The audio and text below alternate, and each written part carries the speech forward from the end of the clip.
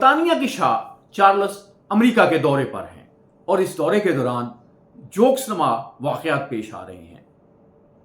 Trump نے ان کے اعزاز میں بڑی شاندار دعوت دی، لیکن ان کی یہ کہہ کر بےزتی کرنے کی کوشش کی کہ اگر امریکی دوسری جنگ عظیم میں نہ آتے تو اس وقت یورپین اور آپ انگلینڈ والے جو ہیں وہ جرمن زبان بول رہے ہوتے۔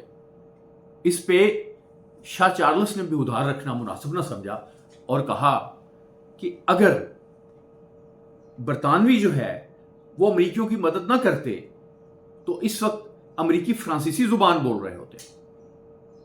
زبانوں کا یہ معاملہ نیو یارک میں کچھ اور صورت اختیار کر گیا ہے۔